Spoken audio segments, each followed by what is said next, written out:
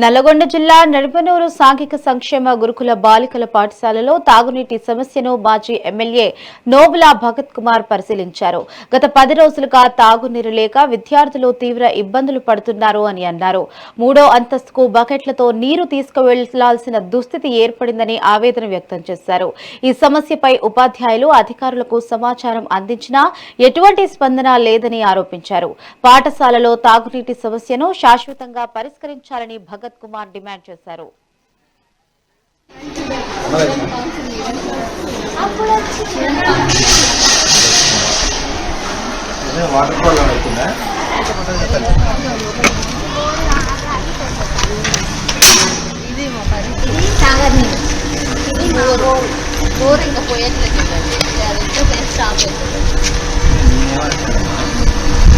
ఇక్కడి నుంచి పైకి పంపిస్తే ఎక్కువ